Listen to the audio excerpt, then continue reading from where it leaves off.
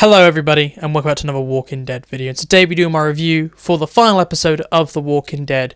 The Walking Dead Season 11, Episode 24, Rest in Peace. And as this is the final episode, and there's a lot of big things to talk about, and that everyone has seen this episode, it's available everywhere right now. It's not like it's AMC Plus a week early.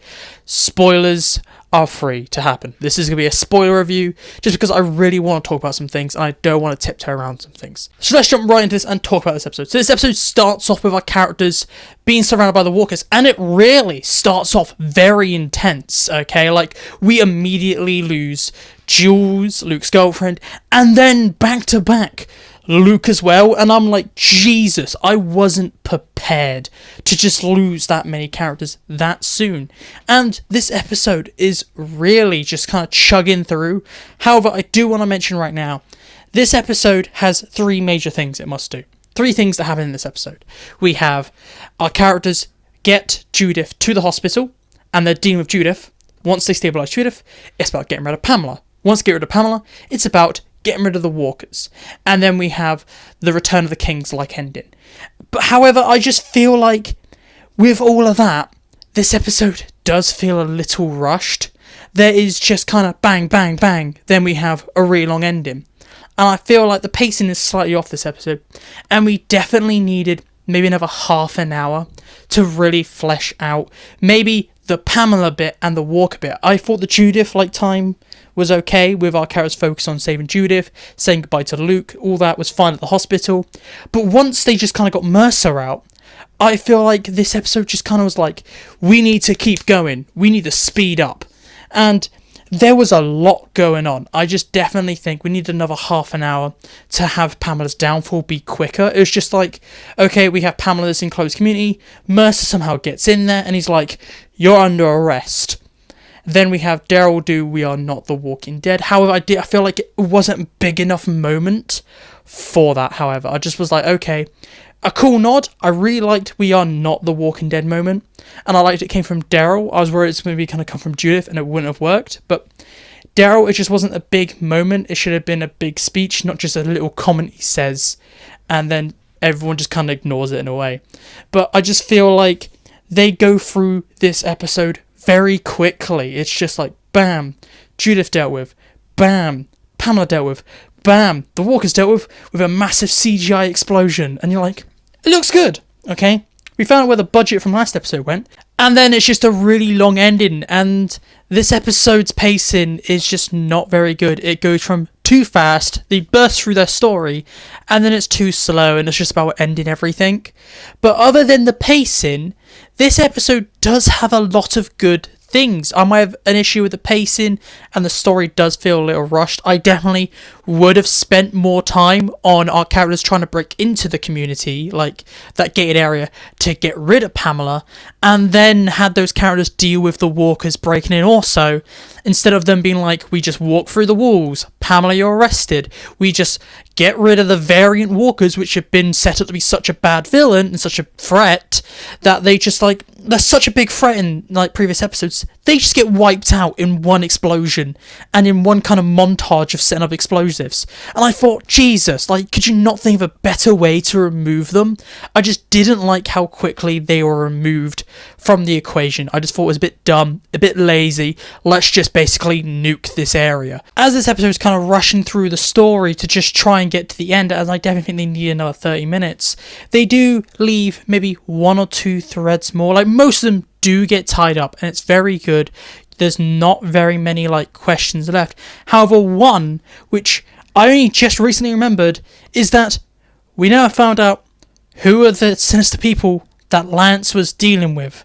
And I came with a theory in my What is B17 video that they are just small communities, and it probably is that. But we never get a full answer, they set up to this big thing like Destination 2. I have secret deals.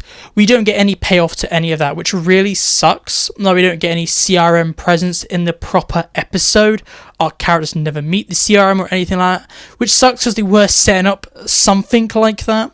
However, we do get a CRM thing right at the end. That just kind of sucks. That's only the real thing that was kind of left dangling, and they could have easily fixed that by having the Darren Carroll scene right at the end of the episode, where Daryl, because Daryl mentions to Carol that you took up Lance's job, maybe if Carol mentions how she kind of fixed all of Lance's deals and got all the other communities in order, we can get clarifications of what Lance was doing with his shady deals. This episode just doesn't have a lot bad about it. We have those two big things, and the only other thing that I would say is bad is a massive nitpick, is I feel some characters do get shafted in the final episode. This episode is not about saying goodbye to everyone, I understand that. However, I feel some characters which we are saying goodbye to get no goodbyes. Like, I'm okay with Daryl really doing absolutely nothing this episode because it's not his goodbye, so I'm okay with that. Carol does a bit more, but this is meant to be her for now goodbye, and that was kind of The characters which I really feel suffered this episode, because this is their permanent goodbye, are Ezekiel, Aaron, and Jerry. Those characters there, they are massive characters in The Walking Dead. They do absolutely nothing this episode, and their goodbyes are very weak. I didn't really like it. We do get to see all three of those characters become leaders of their own communities, but I just thought we needed more screen time for those characters because they were just lacking and they were just there a lot of the time. But this episode does have some massive positives. I will have to mention the music in this episode is absolutely stunning. I really like the ending music, and the music throughout the entire episode is amazing. We get a bit of Pamela's music. Just, the music is so good, and this episode has some amazing shots. I think my favourite shot, other than the shot we get with Daryl riding his motorcycle at the end, and the shot where we see Judith and RJ looking out from the Commonwealth to see this kind of built new world, was definitely just the big heavy CGI water explosion. Like, I just was like, yes, I like that. It looked good. I know the budget from the previous episodes have gone into that shot right there. So this episode has some very pretty shots. Cinematography is amazing. It's presented well. It looks good. Everything about it. Cinematography, great. This episode is not really an action-heavy final episode for The Walking Dead, because they really just kind of burst through their action scenes, and it's just half an hour really of just saying goodbye to characters. So it's a really character focused episode, closing off a lot of character stories, and I really do like the small moments they give to a lot of characters. Just Maggie and Negan stand out the most as those two characters decide that they can get along. I really like those two characters. They are definitely my favourite characters, with Maggie saying, I will let you live at the hilltop, you've earned your place, but some days I might not be able to look at you because of what you did to Glenn. I really liked the way this episode went with deciding to not be an action heavy finale, but to be a character focused finale, because this is a drama first, action second show. Even though in 7 and 8, more 8, it switched to action first, drama second. This is a show about the characters and what Apocalypse could do to them. Not the zombies. It is not about the action, it's about the characters reacting. So I liked how they decided to go out with them focused on the characters and to show us the ending of these character stories and getting rid of those threads that they've left hanging. There's not really much hanging other than the main characters and characters that got completely dropped. Like the characters I mentioned, they got shafted. This episode does have some amazing deaths. As I already mentioned, we lost Luke. And we lose Rosita too. And I feel like Rosita's death was good. I think it was okay. However, I feel like they could have done more with her death. We get this cool action thing with Rosita, Gabriel, and Eugene. They go and get kids. I don't know why only 3 of them go. I thought that's quite dumb. Maybe someone else should have gone. If they're going to go get kids in a walker-infested city, maybe you would have 2 equally sized teams instead of having this massive team to go get Mercer and this 3-man team to go get a bunch of children. And while our group was leaving this kind of children's home, Rosita falls and gets bit. And we get a very epic moment where Rosita's knocking out all the walkers. But later on we get this very quiet moment where Eugene asks her and Rosita reveals she's bit. But they don't really do much with that. And they kind of forget Rosita's bit. She doesn't do anything through the entire getting rid of Pamela bit and the walker bit. And then at the end, they kind of try to adapt Andrea's comic death. And they have Rosita die peacefully in a bed and have her being put down by her friends and family. And I thought it was okay. However, have that really be the final death of the show?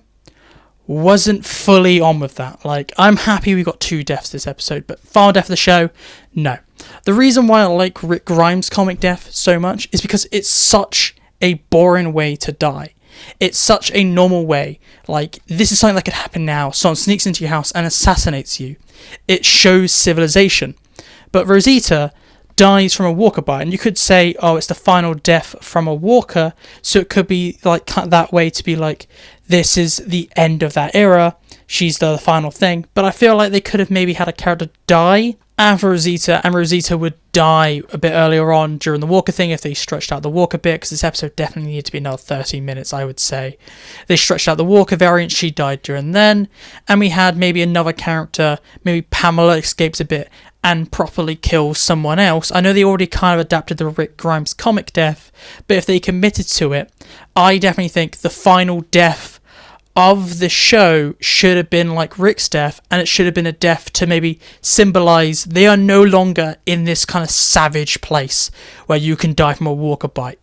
It should have been a death where a character died from something trivial, like someone breaks into your house, or something that could happen today to show civilization's back, because that's the point of The Walking Dead and the point of Rick Grimes' death, to just be something so basic. But I understand why they didn't do it. It didn't work for the story. So looking at the story as it was in this episode, I liked her death. It was good to see it. I feel like this would have worked a bit earlier on, maybe with the Whisperers, because why would they adapt the Whisperer death for now? It's just very weird. Out of nowhere, they adapt Andrea's comic death in the final episode. But looking at it as it is, I enjoyed Rosita's death. She was a big enough character to die, and I'm happy we did lose a big character. However, I remember saying last time in my review, I want at least 3 main character deaths, and I got 2. So we were just one off from this being a perfect episode, because everything else I said at the end of the review, I want 3 things to happen. 3 character deaths, Rick Grimes' return, and CRM. And guess what? We did get the other 2, but we just never got that one death. So this episode was almost perfect. Just needed one more character death, and I feel like it would have worked for maybe Aaron or something like that. But looking at the story, where would you have put it, really? So I understand why there was only 2. But moving on to the ending now, because I do want to talk about the ending, and we have the Return of the King style ending. This giant epilogue that lasted for what felt like half the episode. I didn't check, but it felt like most of this episode was just like characters talking about what happened after they got rid of the walkers in that giant montage. It's just like characters talking to each other, closing up some threads. After Rosita dying, we get a time jump.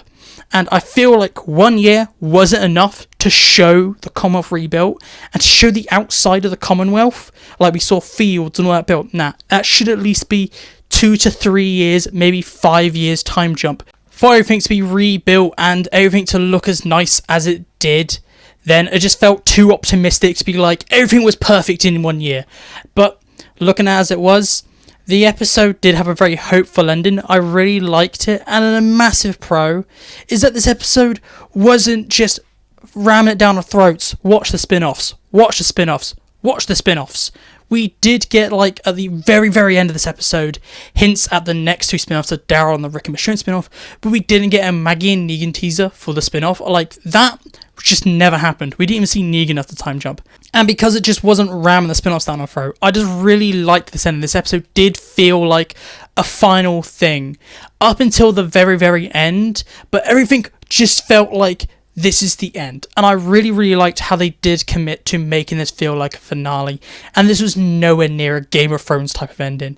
And not even mediocre, I would have to say. This is definitely one of the good endings for a long-running show. We don't normally get them, but this is definitely up there in good endings. But the final thing we see of The Walking Dead, I have to talk about it.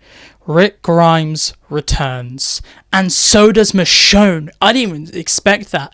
And this is kind of the biggest setup we get, even though we get Daryl leaving to go to the frontier, which is cool. That's kind of setting up his thing. We know Daryl's going on a journey, but we get a big thing with Rick returning and Michonne returned too, and it was just such a really good surprise to just see them. I wasn't expecting that at all. I knew I was expecting Rick, but Michonne too, and I really liked it. We did get to see, because they were talking about I'm Alive and stuff like that, and it went through all the characters that's ever been on The Walking Dead, minus Heath, I might add, and I really, really liked, like, had every character saying alive, alive, alive, and I really, really liked it. And we do see what Michonne and Rick are getting up to. We see that Michonne is currently charging towards a horde of the walkers, trying to find Rick, and Rick's trying to escape the CRM, and we see where Rick is.